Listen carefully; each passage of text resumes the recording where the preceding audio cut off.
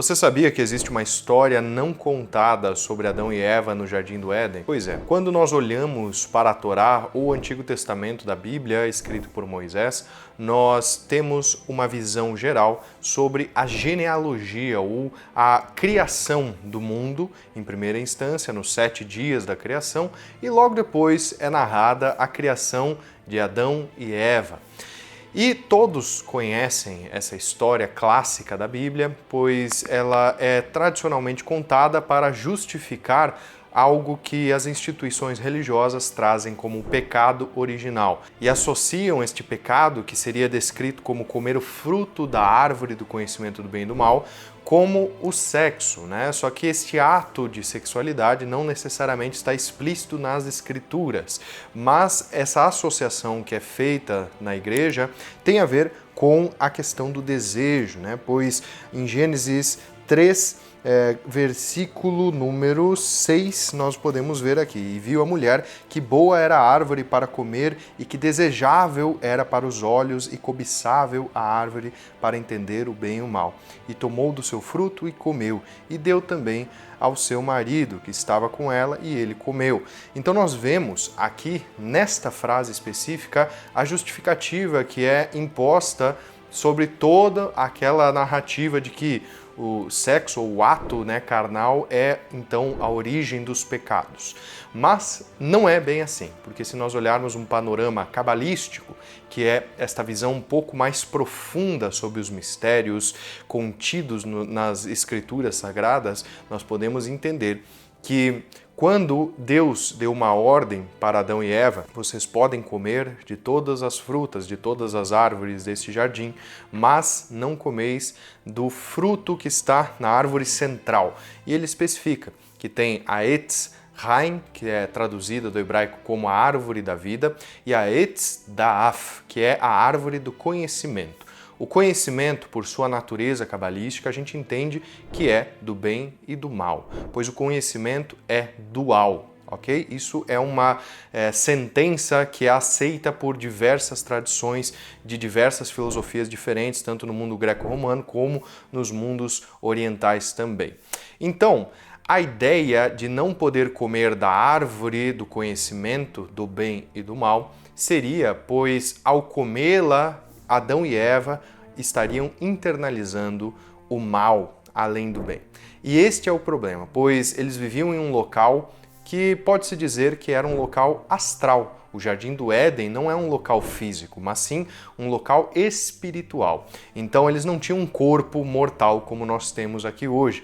Era como a alma humana em sua origem primitiva, em sua origem mais pura, que não passa pelo véu do nascimento e da morte.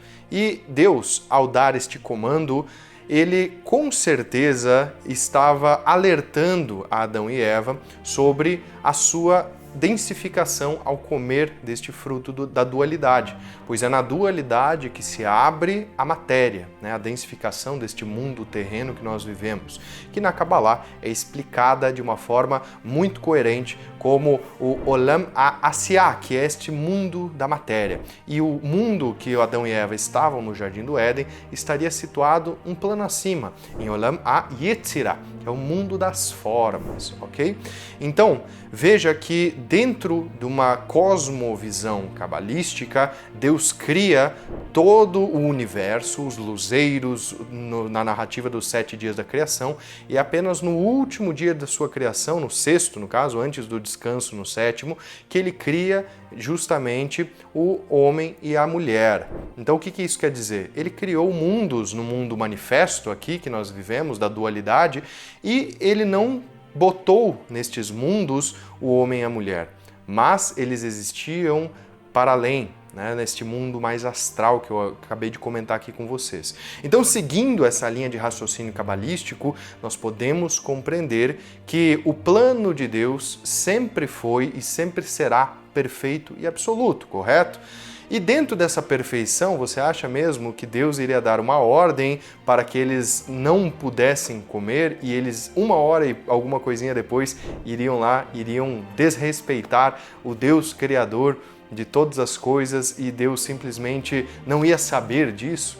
Então a justificativa é que o plano de Deus é absoluto em todas as coisas. Isso é conhecido como determinismo.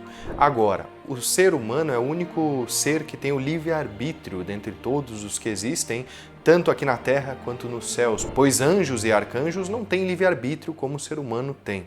E, em decorrência à nossa faculdade de escolha, nós tínhamos que escolher se nós realmente gostaríamos de cumprir com esta missão determinada de Deus ou não, continuar neste paraíso perfeito e viver a imortalidade, a eternidade neste local. Então veja que está implícito em toda essa narrativa bíblica de que Adão e Eva, sendo almas perfeitas, a síntese máxima da alma humana, o primogênito da humanidade, eles estavam nesse local e eles necessitavam levar a luz para o local mais denso. Só que isso dependia da escolha, do livre-arbítrio desta alma humana original. E Deus deu a oportunidade desta alma humana escolher. A serpente tem o seu papel fundamental, pois ela seria justamente o animal que rasteja aqui na Terra e que vai em zigue-zague, ela vai interpassando as polaridades dessa dualidade entre o bem e o mal. Então veja que a representação da serpente, ela vai nos trazer esta ideia, além da energia Kundalini, que os hindus nos trazem como sendo essa energia vital do ser humano que ascende, está enroscada na base da nossa coluna, no nosso chakra básico ou na Sefirah de Malhut, e ela precisa subir para a nossa coroa, para despertar todos os sentidos que nós temos dormentes aqui. Ela também faz um caminho contrário, que é a própria descida. E existe uma outra coisinha que é muito importante que muitas pessoas ignoram, pois quando eles comeram desse fruto, induzidos pela serpente, induzidos pela energia vital, eles foram condenados por Deus ou alertados por Deus de que agora sofreriam e passariam pelo véu da morte. Então veja que Deus dá a ele roupas, pois o primeiro sentimento que Adão tem ao ver Deus é se cobrir a sua nudez. O que é isso? Ele sente vergonha, ele sente essa questão mais dual, porque agora o entendimento do bem e do mal já está internalizado nele. E Deus dá vestes de animais. O que é isso? Corpo humano, minha gente? Então, vestes animais é o nosso corpo humano que é vestido nesta alma perfeita que existia num nível acima. E assim começa então essa missão de adensamento. Eles são expulsos do Jardim do Éden, do local perfeito, e quando eles são expulsos tem um detalhezinho muito importante, que é o seguinte: ao sair das portas do Jardim do Éden, Adão e Eva são recebidos com um livro muito especial por um anjo que é pouco conhecido. É o anjo Raziel, que dá para eles todo o conhecimento, como um mapa para que eles possam voltar ao Jardim do Éden pela mesma porta que saíram. E este anjo que estava na porta, ele tinha a espada flamejante em suas mãos para guardar a porta do Jardim do Éden. O que é a espada flamejante? É a Mesla, conhecida pelos cabalistas, que é o caminho de descida da árvore da vida. Qual é o livro que está implícito no nosso DNA? É justamente toda a ideia da Kabbalah que existe dentro de nós. A Kabbalah sendo um mapa perfeito para que nós possamos voltar ao estado original, o estado adâmico da nossa alma, seja você homem ou mulher. Todos nós podemos percorrer este caminho da Kabbalah e subir os nossos graus de consciência de volta ao paraíso e ao estado original. Então veja que este processo é justamente a grande missão da humanidade. E caso você queira conhecer este mapa da sua própria alma para retornar a um estado adâmico, eu estou realizando um evento que é 100% gratuito, onde eu explico para você sobre a Kabbalah, a árvore da vida e essa diferença fundamental entre a árvore da vida e a árvore da morte, que é a árvore do conhecimento. Não vou me ater aos detalhes aqui, mas se você quiser, o link está aqui em cima ou no primeiro link na descrição aqui embaixo, tá bom? E continuando essa nossa ideia, e aqui nós temos uma referência bíblica muito pontual para que nós possamos compreender um outro lado mais profundo ainda dessa história. Em Gênesis 3:22 é dito: "E disse o eterno Deus, eis que o homem se tem tornado como um de nós." Veja que é nós, porque a palavra está no plural, Elohim. E se fosse o Deus, era Elohá e não Elohim, ok? Para saber o bem e o mal. E agora que sai, ele estenda a sua mão e tome também da árvore da vida, que é a Etz Haim, e coma e viva para sempre. Então veja que antes de expulsar o Adão e Eva do Jardim do Éden, Deus pronuncia essas palavras, Elohim, na verdade, que é esta face de Deus que estava no Jardim do Éden, que isso também é um grande mistério, né? Quem é Elohim?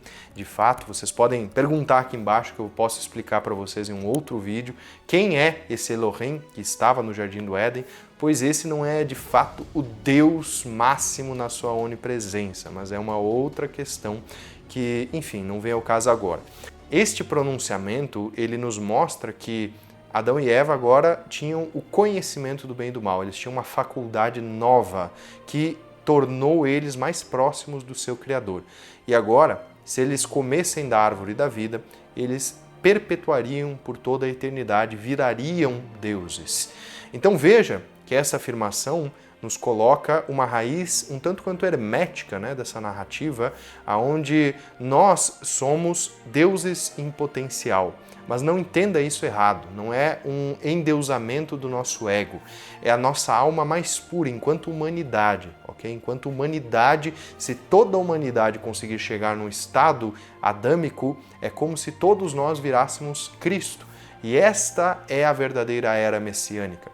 É isto que as tradições judaicas rezam como sendo a vinda do Messias ou da era de Mashiach, que é a era onde a humanidade viverá em paz, em uma harmonia global.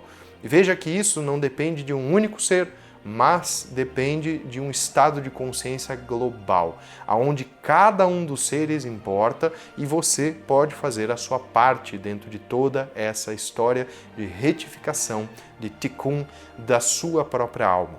Esta faculdade de retificar a alma é um dos objetivos maiores do ensino e do estudo, né, cabalístico, onde ele nos mostra todo um processo para que nós possamos evoluir de fato, enquanto seres humanos. Note que a narrativa do Gênesis bíblico, à luz da Kabbalah, não é uma narrativa que impõe um pecado original, mas uma escolha original.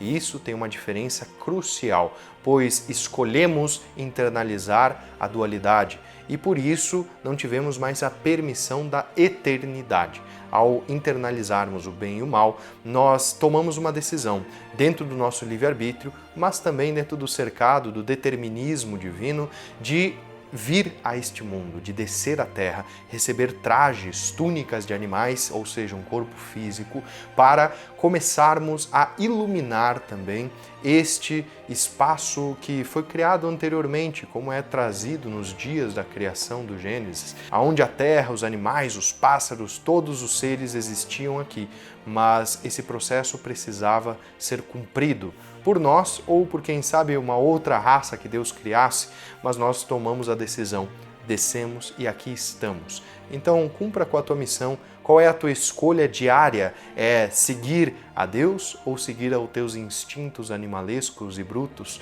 É você buscar prazer e dor ou é você buscar a eternidade por meio do caminho deixado nessa queda ou nessa densificação da raça humana, que é conhecido como o caminho da árvore da vida? E você, qual é a sua escolha? Me deixa um comentário aqui embaixo para eu saber se você escolhe buscar o caminho da árvore da vida ou se você escolhe continuar se distraindo e percorrendo caminhos do ego, né, na busca de prazer e na fuga do medo. Tá bom? Não esquece de se inscrever aqui no canal, deixar um like e nos vemos no nosso próximo vídeo.